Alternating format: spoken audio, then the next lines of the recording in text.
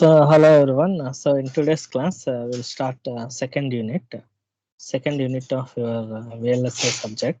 So, in the last unit, we have discussed so many devices, um, MOS device configurations. So, basically, in first unit, we have covered how the MOS device will be fabricated. So, what is the operation of a MOS transistor?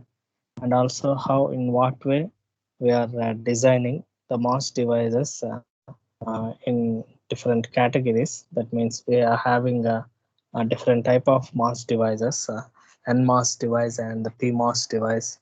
So again in NMOS, in NMOS or PMOS, we have again that will be operator under enhancement mode and depletion mode transistors. And coming to CMOS transistor, and that CMOS transistor will be fabricated in different processes. Those are nothing but one is the NWEL process and the PWEL process and FinTop process, and the relationship between IDS versus VDS. So how the current will be established when the device will be operated under a non-saturated region and the saturated region. So these are all factors are some of the uh, designs we are discussed in first unit. So in this second unit, so we have to uh, we are two parts. One is the parameters of the MOS device, different parameters of the MOS device, and also the second part of the uh, second unit is so it will be in this unit we will discuss the stick diagrams and the layout diagrams. So stick and layout is nothing but so stick diagram, what is meant by stick and layout means so this whatever the information uh, that will be represented with help of the colors. So stick diagram is nothing but that will be represented with help of the colors. For example, when we are observing the traffic indications. So on the road we are having so many indications. That means zebra crossing and X roads and the Y roads, and some of the arrow marks will be indicated while we are traveling on the road. So we are observing so many indications. That means if there any loop is there, so that will be indicated with a round arrow mark. So there will be any left or right indication. So that will be indicated with an arrow mark. So in what way they are indicating those indications. So in this VLSI designing also. So some of the design. So already we have discussed the fabrication. So in the fabrication we are using so many steps. That means oxidation and oxidation step, and also uh, etching process, and the lithography, diffusion, ion implantation, epitaxy, and the metallization. So these are we have to use different materials and different processes to design a mass circuit. So in what, in how, in uh, which type of concentration and what type of uh, metal is to be used for a specific design, so that will be indicated with some of the colors. So those topics and some of the parameters we will study in this unit, the second unit. So first we have to know what is the sheet resistance of a MOS transistor. Sheet resistance, that means this is the some of the basic circuit concepts. So while we consider any type of transistor or MOS transistor, so basically for every material, so for every material they have some resistance, the basic resistance itself. So the base, for example, we can consider a plastic chair, so that the chair has uh, some amount of resistance. and also we're considering some plastic plate that has some amount of resistance, and also when we are considering a silver plate or a silicon plate. So whatever the material, so for those materials, they have the basic resistance property. Here we are considering a sheet. So we are considering a uniform slab of conducting material of. So we are considering a uniform slab. That means like as a, whatever here we considering a book shaped metal plate, a book shaped metal plate. So for the we call it as that book shaped metal plate is a uniform slab, uniform slab of conducting material. So that conducting material has the resistivity rho, so that may have the resistivity rho, and width W, and the thickness T, and they have the length between the faces L. That means we have two faces. One is the one side is A and the B side. So in between the A point to B point, so we are calculating the resistance of that uh, uniform slab. So here we are calculating the resistance of the uniform slab. So here we can call it as this has some of the factors. Those are nothing but W is the width, and the T is the thickness, and L is the length, and A is the area, and the rho is the resistivity. So by considering these terms, that means length and width and thickness and resistivity. So we are considering the points A and B. So then the resistance RAB is equal to rho by L. Rho is nothing but resistance, and L is nothing but length, and A is nothing but area. So area depends on width into thickness. Width into thickness. So where so A is equal to cross sectional area. So then A is equal to T into W. T into W. That means the area of the sheet. The area of the sheet that will be depends on the thickness and width of that sheet. So then the RAB will becomes rho L by T into W. T into W. So now we can consider the case. That means in this for this uniform slab, so in which we are considering L is equal to W. L is equal to W. So that is equal to square of a resistive material. Then RAB will becomes so rho into W by, that means L is the rho L by A actually. So in place of L we have to substitute the T. So then in numerator and denominator W will cancel. So then the RAB will become, that means the resistivity in between the A and B, that will be become as rho by T. Rho by T. That means the sheet resistance of any material, or the resistance between two endpoints, that may be depends on the resistivity of that particular material, resistivity of the particular material, and the T is nothing but thickness of that thickness of that material. So finally RAB or R is equal to rho divided by T into ohms, ohm per centimeter. So for the sheet resistance, RS is equal to the units is ohm per centimeter. Again also we can write as so RAB is equal to Z into RS in terms of the RS. So ohms. So here the Z is nothing but L by W. So then RS is equal to rho by T. So here RS is completely independent of the area of the square. So that will be for these values.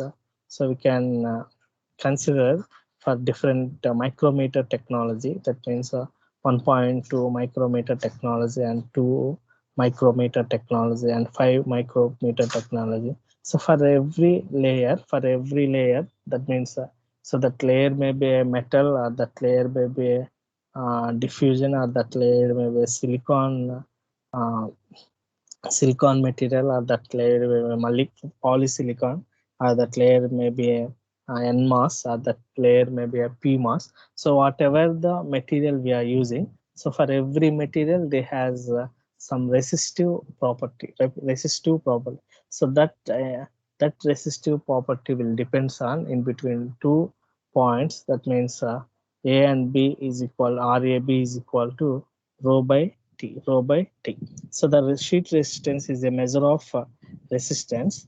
So here the sheet resistance is used for to measure the resistance of a thin film that have a uniform thickness. So it is used to evaluate doping and metal deposition materials. So wherever we are using or we are injecting the metal or metal deposition materials, so for those we have to know how much we are injected, or how much that place will be filled with the different materials. So that will be known by the sheet resistance, so based on that formula, that means sheet resistance rho by T. So we have to use this much of amount. That means we have a predefined values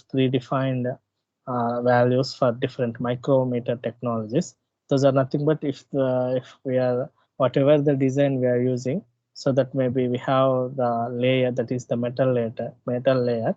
For 5 micrometer technology, we are using 0.03 ohm per centimeter for the metal, and the 2 micrometer say 0.04, and 1.2 micrometer we have to use 0.04. So this much of thickness will be used for to form a metal in this type of technologies. So these are different type of technology. So 5 micrometer and 2 micrometer, 1.2 micrometer. So by using these technologies, we are designed different mass devices under these technologies. Next, coming to diffusion, so we have to maintain the amount of concentration in 5 micrometer technology from 10 to 50, and 2 micrometer technology 20 to 45, 1.2 micrometer technology to 20 to 45. So here 1.2 2 micrometer is nearly the same values. So only in 5 micrometer technology we are changing the amount of concentrations while we are designing a suitable mass device. So in case of the silicon, so that is 224, we neglecting in case of 2 micrometer and 1 micrometer technology. And coming to polysilicon, it is 15 to 100, and in 2 micrometer 15 to 30, 15 to 30. In NMOS, that is 10 to the power of 4, and 2 into 10 to the power of 4, and 2 into 10 to the power of 4. Amount of concentrations will be used in a different type of technology. So next one, CMOS, it is 2.5 into 10 to the power of 4 in 5 micrometer, and in 2 micrometer 4.5 into 10 to the power of 4, and 1.2 micrometer, it is 4.5 into 10 to the power of 4. That will be used in different format. So here we see some of the lambda rules to maintain the width and length of the design. So here we seeing a simple anti-pass transistor, so that has a channel length L is equal to 2 lambda and width is equal to 2 lambda. So then the square and the channel distance, channel resistance, so that will be in terms of 1 square, rs is equal to r is equal to 1 square, and rs is equal to 10 ohm. So based on that, we have to calculate, that is a z value, that means length by width, that is equal to 4, then R is equal to Z into RS, 4 into 10 to the power of 4 ohms. So by using that is RS sheet resistance rho by T, by using that formula rho by T, so you can calculate different different resistance. So here whatever in the last diagram, that means inverter resistance calculator. For this one, we're having the length and width of pull down is 1:1. So then the ZP will become 1.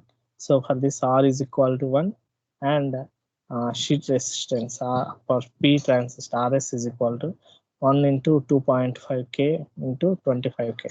So the same way for NMOS transistor also, it is 1, that is 10 kilo ohms, 10 kilo. So based on that, we have to calculate um, different sheet resistance parameters or different ratios of what type of length and width we are maintaining by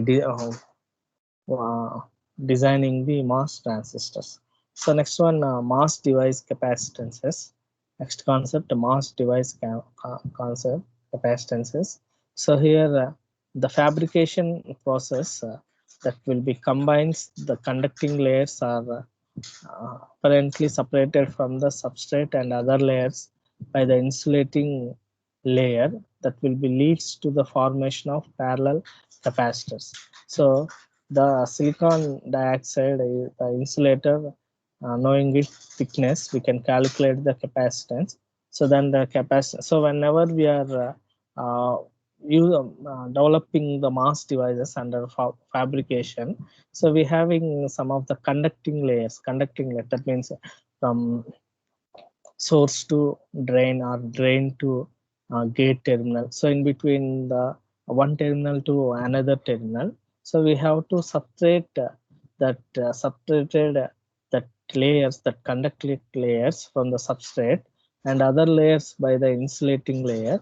So whatever we are using the insulating and the conducting layers within the same device, so that will be formed like as a two parallel plate capacitor, two parallel plate capacitors. So based on that conducting and insulation and the substrate we are using while we are designing the MOS transistors, so that will automatically that will form like a, that will fabrication will introduce some of the capacitances. So that capacitance will be depends on C is equal to epsilon naught epsilons A by D. So here A is the area of the plates, so that will be centimeter square diameter, the thickness of SiO2, and epsilon naught is the permittivity of the free space.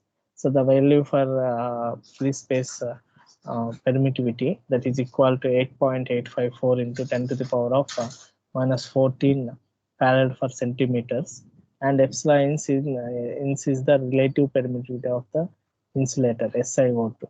So in MOSFET form different type of parasitic capacitances. So here while we are designing or while we are forming a MOS metal field effect transistor, so that will be automatically that will introduce a different type of parasitic capacitances. Those are nothing but the parasitic capacitances associated with a MOSFET, while we can consider a substrate and the source and the drain gate terminal. So that will be within the design. So we have different type of parasitic capacitances. We have different type of parasitic capacitances. Those are nothing but, so in between the source substrate, so that will be known as CS. So that what type of capacitance will form is in between the source substrate is CS, and in between the gate to source is CGS. CGS amount of capacitance will form while we are fabricating the MOS device, and also in between the substrate and the gate is CGB, and in between the gate to drain is CGD. drain gate capacitance, and in between the drain to substrate is CGB. Substrate is CDB. CDB type of capacitances will form while we are designing a MOS device. So these are the different parasitic capacitance will be formed while we are designing a MOS device because of so in between these source and the gate and substrate and the drain, we are having both the conducting materials and the insulating materials. So we are using conducting and the insulator and the substrate materials. So in between from one portion, that means one portion to another portion, or from one layer to another layer, so automatically that will introduce that will forms a two parallel plate types. So then that will be simply acts like as a capacitance in between one from one layer to another layer, from one layer to another layer. So these are that will be known as various parasitic capacitances are so that is CGS represents gate to source capacitance, and CGB represents gate to substrate capacitance, and CGD represents gate to drain capacitance, and CSB represents source to substrate capacitance, and CDB represents drain to substrate capacitance. So these are the uh, full forms of the different capacitance formed within the MOS device. So again that will be shown like as in like as a MOS symbol. So how that MOS in between the MOS symbol, how that will be formed like as a capacitances within the symbol. So that will be shows these capacitance in circuit symbol. Those are nothing but so these CSP and CDB are known as junction or diffusion capacitance. So in between the substrate to source or drain to substrate. So those are all combinedly we can call it as junction or diffusion capacitance. So that capacitance arises from the depletion charge between the source and oppositely doped substrate. So similarly between drain and substrate. So the capacitance varies with source or drain voltage. So these combined, so these capacitance arises with due to with substrate. So that will be arises in from what type of region that will be arise means, so that will be arise depletion charge between the source and oppositely doped substrate. So in between the substrate and the whatever the charge developed in the uh, depletion region, so in between the drain and substrate, so that type of capacitance will form with uh, with help of the source and the drain voltage. And also that capacitance varies whenever we are varying the source and the drain voltage. So the total capacitance from gate terminal of CMOS transistor is, so the total gate terminal capacitance is CG is equal to, so that CG in terms of that will be related with the gate is nothing but that is CGS and CGB and the CGD. So both the source, drain and the base, that means for the substrate. So the total gate capacitance of any MOS device is equal to, that will be related with the source terminal, and that will be related with the drain terminal, and that will be related with the substrate terminal. So that is the total amount of capacitance, we can call it as the gate terminal of for a CMOS transistor. CMOS transistor. So we have some of the values where we are having the values. So this will be uh, given by, these values are given by this Intel Corporation and the Microsoft. So those are who fabricated those MOS devices. So that will be So how much of values, that means how much of capacitance value will be developed while we are fabricating the mass device.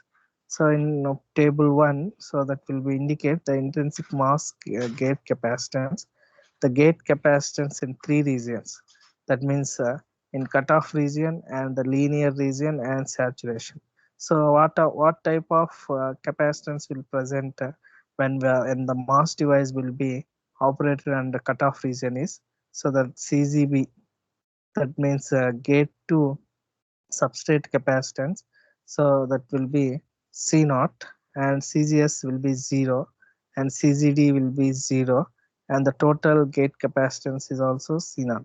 And in case of linear, CGB is 0, and CGS and CGD is equal to C naught by 2 when that will be operated under linear condition. So the total gate capacitance is equal to C naught. So and saturation, that is CGB and the CGD is 0, and CGS and the gate capacitance 2 by 3 C naught, 2 by 3 C naught. So these are the some of the intrinsic mass gate capacitance developed under three regions. One is the cutoff region, and another one is linear, and another one is saturation region.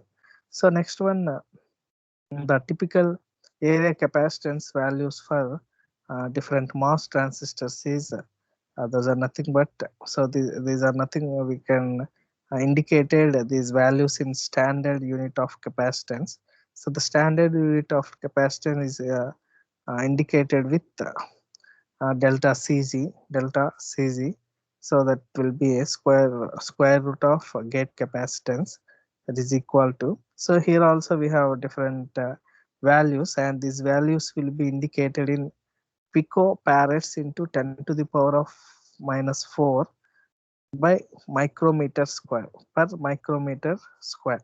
So these values are indicated, whatever we are seeing in table 2, those values are we are indicated in terms of picofarads into 10 to the power of minus 4 by micrometer square. So in case gate to channel capacitance, that is 5 micrometer, 5 micrometer technology, that is 4.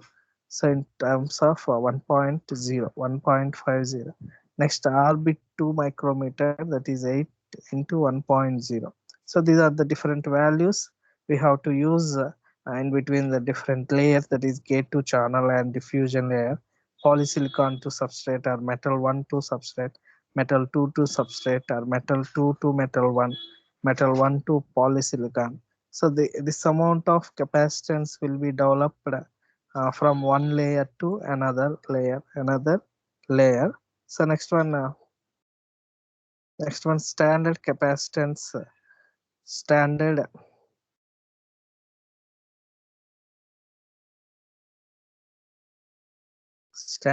capacitance, the unit of standard capacitance. So the standard capacitance is defined as it is the gate to channel capacitance of a MOS transistor. So this standard capacitance is nothing but it is the sum of the capacitance. So that will be established in between gate to channel capacitance of a MOS transistor. So the standard unit of capacitance have the width is equal to length. The width of the material is equal to length of the material, that is W is equal to so that standard square as shown in figure. So the unit is denoted by, that is dot square root of Cg, or square of Cg. So that may be calculated in any MOS process as follows.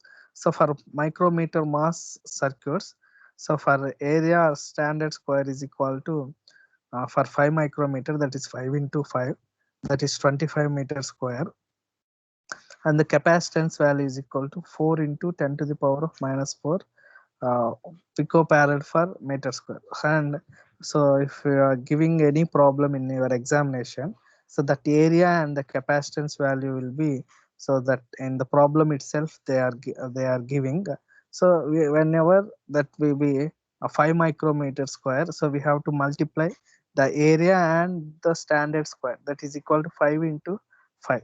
So that is 25 meter square, and the capacitance value is 4 into 10 to the power of 4. So the standard value, that means the unit value of the standard capacitance is equal to area area of the capacitance into the capacitance value, area of the capacitance into the capacitance value, that is 25 micrometer square into 4 into 10 to the power of minus 4 picofarad per meter square. So finally, when we are multiplied with 25 into 4 in 10 to the power of minus 4, we get the resultant is 0.01 picofarads, 0.01 picofarads. So for 2 micrometer mass circuits, so this 2 for 2 micrometer, the area per standard square is 2 into 2 micrometer, that is 4 micrometer square. So the capacitance value is equal to 8 into 10 to the power of minus 4. So we have to multiply the both values, 4 into 8 into 10 to the power of minus 4 pico. So then we get 0.0. So here whenever the problem asking in uh, on a standard capacitance formula, so they will give the technology, that is 5 micrometer, and the capacitance value. So simply the standard, the area and the standard square of any capacitance is equal to 5 into 5 for 5 micrometer technology. For example, it is a 2 micrometer, 2 into 2, or 1.2, it is 1.2 into 1.2. So that value will come when we are multiplying the two values, and already we have the capacitance value in that uh, problem or in question paper. So we have to multiply that value 1.44 into the given capacitance value, that is 16 into 10 to the power of minus 4. So then we will get the resultant. So by following this procedure, so we have to calculate any type of standard capacitance unit. So in the same way, we have to calculate the area capacitance. So the given length and width, so we'll get the area of the any type of capacitance, area of the any type of capacitance. And this will we have a different type of interconnect capacitance, that is interlayer capacitances and the peripheral capacitances. So by using we have different types of uh, capacitances, that is the total capacitance is equal to C peripheral and C area, and the delay unit tau, and we have some of the inverter delays. So already we discussed this CMOS inverter operation, So in the last class, so the same thing will be explained in this. So that means when that will be fall, that means whenever the inverter will be 0 to 1. So when that will be falling and rising, so that will be clearly given in this moment. And these are some of the values are given to this diagram. So and what is meant by fan in and the fan out means, so here the fan in is nothing but so it defines the maximum number of digital input that a single logic can accept. So how many number of inputs uh, will be will be given to a circuit, so that amount of inputs is called the fan in for a design. So fan-in is a term that defines the maximum number of digital inputs that a single logic gate can accept. So mostly TTL gates have one or two inputs, although some have more than two. A typical logic gate has fan-in of one of two. So if our logic gate has two inputs, the fan-in for that logic gate is two. So if our logic gate has 4 inputs, the fan in for that logic gate is 4. For example, our logic gate has 6 inputs, so that fan in for the logic gate is 6. So fan out means so how many gates will be derived from the output of a logic gate, so that will call it as fan out of the device. So fan out is a term so that defines the maximum number of digital inputs that the output of a single logic gate can feed. So that means, for example, for example, we have a water water pipe. So at the point at the end of the water pipe, we are connected a two-way or three-way or four-way routes, or we are connected to a four-way connector. So that means that one pipe or one water pipe will deliver to 4 routes or 4 branches. So that is the fan out of any circuit. That means any of the single output of device will drive is capable to drive n number of routes, or n number of devices. So that amount of capacity, we can call it as fan out of that device. So that is about fan in and the fan out of devices. So this is about different parameters and different values will be related with uh, our mass design. So in next class we will see what is VLSI design flow and different types of mass layers and different encoding for different colors indicated for different stick diagrams, and also what are the rules we have to follow for different stick diagrams, how we'll draw stick diagrams. So these topics we will see in the coming classes in the coming classes. So that is about today's class.